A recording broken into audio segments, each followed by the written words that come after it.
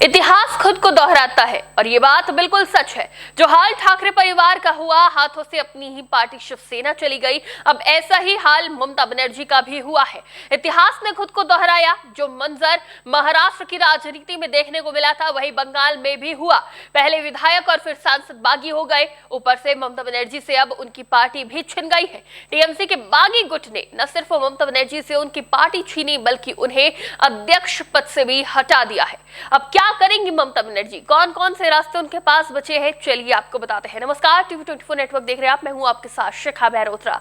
तृणमूल कांग्रेस की संस्थापक ममता बनर्जी है, लेकिन वो पार्टी अब उनके नियंत्रण से दूर होती दिख रही है। तृणमूल कांग्रेस के बागी विधायकों ने सोमवार को कोलकाता में हुई बैठक में पार्टी संस्थापक और पूर्व मुख्यमंत्री ममता बनर्जी को पार्टी अध्यक्ष पद से हटा दिया। विपक्ष के नेता ऋतव्रत बनर्जी ने बैठक के बाद पत्रकारों को बताया कि पूर्व मंत्री अरुण रॉय को सर्वसम्मति से पार्टी का नया अध्यक्ष चुन लिया गया है। विधायक संदीपन शाह, जावेद खान और ऋतव्रत बनर्जी को महासचिव घोषित किया गया है। पूर्व कोलकाता मेयर फिरहाद हकीम, पूर्व मंत्री अरुण विश्वास और रथिन घोष को बागी गुट का उपाध्यक्ष बनाया गया है, जबकि रघुनाथगंज के विधायक अखरुज्जमान को नया कोषाध्यक्ष नियुक्त किया गया है। ऋतव्रत बनर्जी ने कहा कि हमने चुनाव आयोग के सभी नियमों का पालन किया है। हम इस घटनाक्रम की जानकारी चुनाव आयोग को भी देंगे। सब कुछ कानूनी तरीके से किया गया है।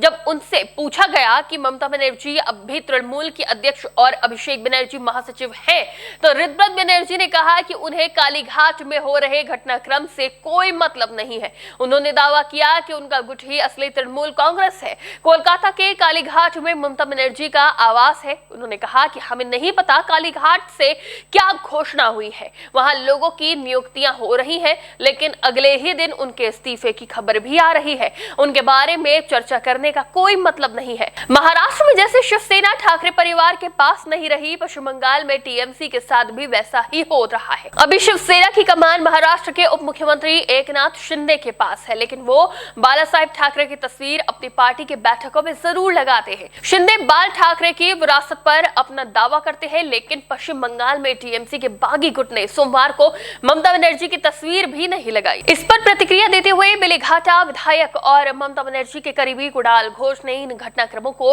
हास्यास्पद बताया। उन्होंने कहा, ममता बनर्जी के बिना तृणमूल कांग्रेस की कल्पना नहीं की जा सकती। कुणाल घोष ने कहा, ये एक कॉमेडी शो है। जिस व्यक्ति को तृणमूल कांग्रेस से निकाला जा चुका है, वही विशेष सत्र बुला रहा है। ममता अदालत में है और हमें विश्वास है कि न्याय मिलेगा। हम ऐसे हास्यास्पद व्यवहार को कोई महत्व नहीं देते। तृणमूल मतलब ममता बनर्जी, बाकी सब सर्कस है। यानी ममता बनर्जी के करीबी इस मामले को लेकर सिर्फ हंस रहे हैं। वो बता रहे हैं कि असली टीएमसी का मतलब ममता बनर्जी है। तो टीएमसी की स्थापना ममता बनर्जी ने 1998 में की थी। पार्टी ने 2011 में 34 साल पुराने लेफ्ट फ्रंट शासन को हराकर सत्ता हासिल की थी। 2026 विधानसभा चुनाव में तृणमूल की बीजेपी से हार के बाद पार्टी में बगावत शुरू हुई। 3 जून को पार्टी के 58 विधायकों ने ऋतव्रत बनर्जी को विपक्ष का नेता बनाने के उनके दावे का समर्थन किया। ऋतव्रत बनर्जी ने दावा किया कि अब उनका समर्थन करने वाले विधायकों की संख्या बढ़कर 65 हो गई है। विधानसभा में तृणमूल के 80 विधायकों में से 14 ने ममता बनर्जी के समर्थन में अपना रुख स्पष्ट किया, जबकि एक विधायक जेल में है। लोकसभा में भी पार्टी के 28 सांसदों में से 20 सांसदों ने ममता बनर्जी से अलग होने का फैसला किया और एक अलग गुट बना लिया। इन 20 सांसदों ने एक nationalist citizens party of India में विलय कर लिया है और केंद्र में बीजेपी के नेतृत्व वाली सरकार को समर्थन देने का फैसला किया है। Nationalist citizens party of India एक अनजान सी पार्टी है। राजनीति के जानकार इसे ममता बनर्जी के लिए बड़ा खतरा मानते हैं और वो कह रहे हैं कि बंगाल इस विश्वासघात को कभी नहीं भूलेगा। टीएमसी की कमान किसके हाथ में होगी, ये मामला अब अदालत में है। ममता बनर्जी के गुट ने कलकत्ता हाईकोर्ट में ऋतव्रत बनर्जी को पश्चिम बंगाल विधानसभा में नेता प्रतिपक्ष बनाए जाने के फैसले को चुनौती दी थी। दरअसल ममता बनर्जी ने शोभन देव चट्टोपाध्याय को नेता प्रतिपक्ष के लिए नामित किया था, लेकिन विधायकों का समर्थन रितव्रत के साथ गया।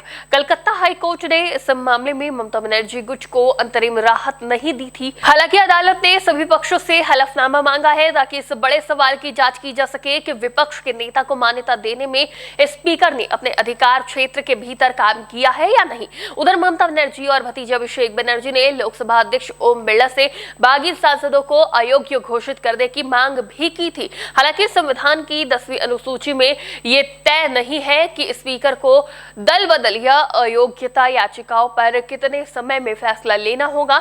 सुप्रीम कोर्ट ने कहा है कि स्पीकर को उचित समय के भीतर फैसला लेना चाहिए। तो अब टीएमसी के सामने एक और बड़ी चुनौती है चुनाव चिन्ह की। चुनाव चिन्ह उसे ही मिलता है जिसके पास विधायकों और सांसदों का बड़ा समर्थन होता है, और ममता बनर्जी के पास से विधायकों और सांसदों का बड़ा समर्थन खिसक चुका है।